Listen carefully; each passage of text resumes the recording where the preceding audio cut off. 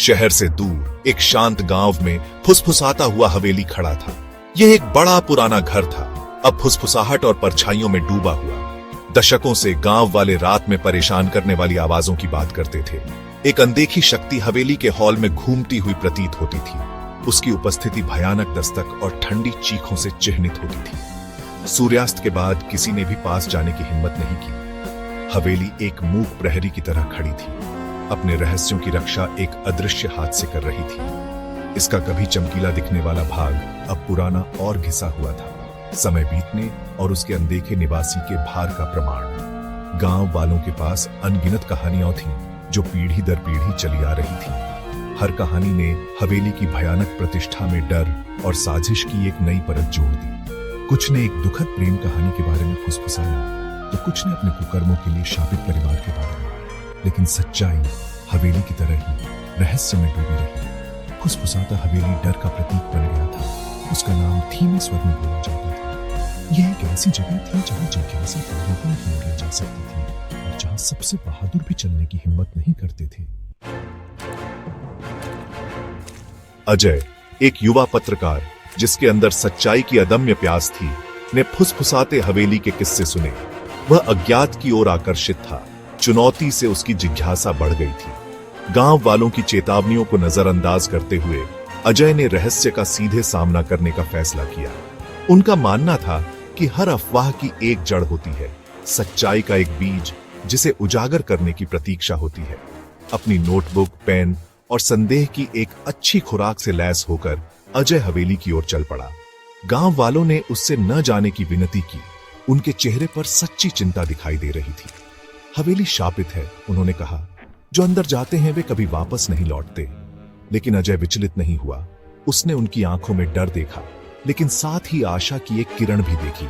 शायद उसने सोचा, हवेली के रहस्य को सुलझाकर वह गांव को दशकों लंबे डर से मुक्त कर सकता है। जैसे ही सूरज ढलने लगा, धूल भरे रास्ते पर लंबी परछाई पड़ने लगी। अजय हवेली के फाटकों के पास पहुंचा।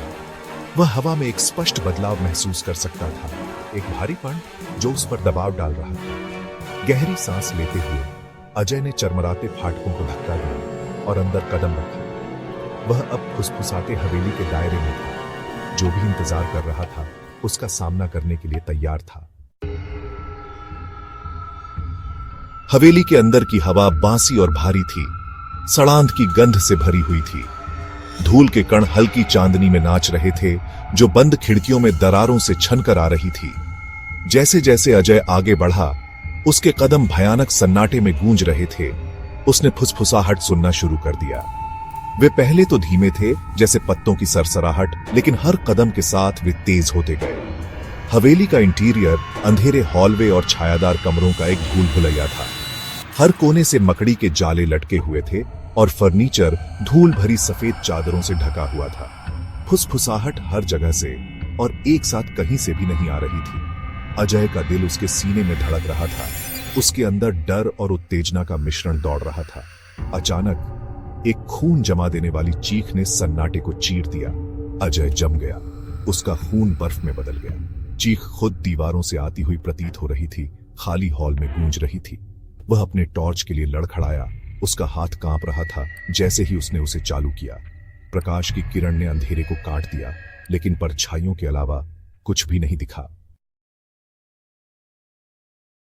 भाग 4, माधवी देवी की कहानी। जैसे ही अजय सावधानी से आगे बढ़ा, वह एक भयानक लाल चमक से नहाए हुए एक कमरे में ठोकर मार गया। कमरे के बीच में एक चबूतरे पर खुली हुई लाल रंग के चमड़े से बंधी एक किताब थी। इसके पन्ने अपनी ही जान से धड़कते हुए प्रतीत हो रहे थे। जैसे ही अजय करीब आया, फुसफुसाहट तेज हो गई। खुद को एक ही शोकाकुल आवाज में बदल दिया। मेरी मदद करो, उसने विनती की। मुझे इस जेल से रिहा करो। आवाज माधवी देवी की थी, एक महिला जो सदियों पहले हवेली की दीवारों के भीतर रहती थी और मर गई थी। उसने सीखा कि किताब उसकी फंसी हुई आत्मा के लिए एक नाली थी। माधवी देवी पर अन्यायपूर्ण तरीके से राजद्रोह का आरोप लगाया गया था और उसके अपने परिवार ने उसकी हत्या कर दी थी। उसकी आत्मा शांति न पा सकने के कारण तब से हवेली से बंधी हुई थी। फुसफुसाहट, रोना, अनदेखी ताकत, यह सब माधवी देवी थी, जो आजादी के लिए तरस रही थी। पुस्तक में एक प्राचीन मंत्र था, एक प्रार्थना जो उसकी आत्मा को मुक्त कर सकती थी। भाग 5। एक शांत सुबह। भारी मन से अजय ने मंत्र पढ़ना शुरू किया। हवा ऊर्जा से भर गई और लाल चमक तेज हो गई। कमरे को एक अलौकिक प्रकाश से नहला दिया। माधवी देवी की आवाज सदियों के दर्द और लालसा से भरी उसके चारों ओर गूंज उठी। जैसे ही उसने मंत्र के अंतिम शब्द बोले, एक अंधी रोशनी ने कमरे को भर दिया। जब अजय फिर से देख सका तो किताब गायब हो चुकी थी और लाल चमक फीकी पड़ गई थी। फुसफुसाहट चली गई थी। उसकी जगह एक गहरा सन्नाटा छा गया था। माधवी देवी आजाद थी। जैसे ही भोर की पहली किरणें बंद खिड़कियों से टकराईं, अजय हवेली से बाहर निकल गया। गांव वाले जो सुरक्षित दूरी पर इकट्ठा हुए थे, विस्मय में देखते रहे, क्योंकि वह कभी खूंखार घर से निकला था। फुसफुसाता हवेली चुपचाप खड़ा था। उसके रहस्य शांत हो गए थे। शुरू में झिझकने वाले ग्रामीण धीरे धीरे अजय के पास पहुंचे। उनकी आंखें जो कभी डर से भरी थीं, अब कृतज्ञता और राहत से चमक रही थीं। अजय ने उन्हें सदियों पुराने श्राप से मुक्त कर दिया था। फुसफुसाता हवेली अब आतंक की जगह नहीं, सच्चाई, साहस और मानव आत्मा की स्थायी प्रकृति की शक्ति की याद दिलाता है। उस दिन से अजय का नाम गांव में श्रद्धा से लिया जाने लगा। उसने न केवल फुसफुसाते हवेली के रहस्य को सुलझाया था, बल्कि उसने डर से ग्रस्त समुदाय में शांति भी लाई थी।